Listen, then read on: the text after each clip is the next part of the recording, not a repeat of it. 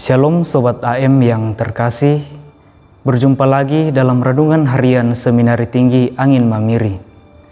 Hari ini kita bersama-sama memperingati dan merayakan Hari Raya Pentakosta. Hari Raya Pentakosta memiliki dua makna. Yang pertama, bagi orang Yahudi. Bagi orang Yahudi, Hari Raya Pentakosta merupakan perayaan yang dirayakan 7 minggu atau 50 hari setelah Hari Raya Paskah saat mereka mengenangkan pembebasan dari perbudakan di Mesir.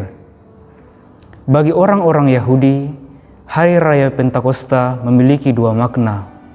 Yang pertama, mengenangkan pemberian hukum Taurat kepada Musa di Gunung Sinai. Dan yang kedua ialah mengucap syukur kepada Tuhan atas hasil panen yang mereka dapatkan. Kemudian makna yang kedua ialah bagi kita orang-orang Kristiani. Hari Raya Pentakosta kita percayai sebagai saat di mana Roh Kudus turun atas para rasul. Roh Kudus yang turun atas para rasul merupakan roh yang telah Yesus janjikan dalam amanat perpisahan bersama murid-muridnya. Hal itu dikisahkan dalam bacaan Injil pada hari ini. Dalam bacaan Injil ini, Yesus menjanjikan Roh sebagai penghibur dan juga penuntun ke dalam jalan yang benar. Nah, kemudian janji ini tergenapi dan juga ditepati oleh Yesus pada Hari Raya Pentakosta.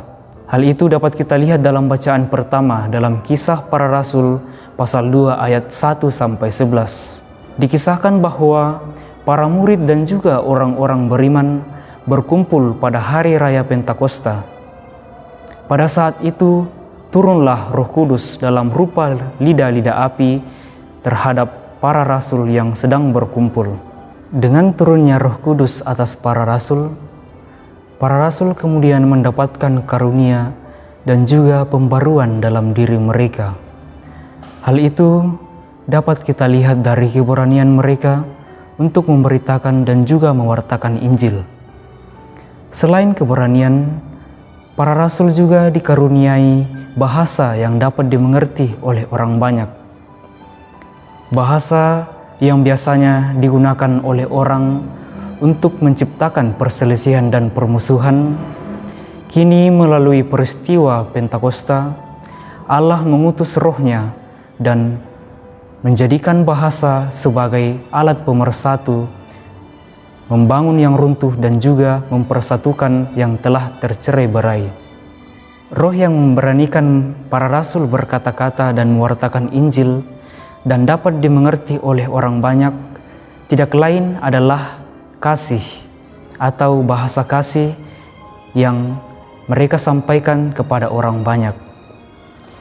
Itulah yang dapat kita refleksikan pada hari ini berkaitan dengan perayaan Pentakosta yang kita peringati pada hari Minggu ini. Saudara-saudari yang terkasih, sebagai orang beriman yang telah menerima Roh Kudus melalui sakramen-sakramen yang kita terima, kita juga diajak untuk menjadi rasul-rasul sebagai orang yang mewartakan Injil kepada orang lain dengan menggunakan bahasa kasih agar dapat dimengerti oleh orang lain. Kita diutus untuk menjadi pembawa damai bila terjadi kebencian, menjadi pembawa cinta kasih bila terjadi penghinaan, menjadi pemersatu bila terjadi perpecahan, dan menjadi terang di dalam kegelapan.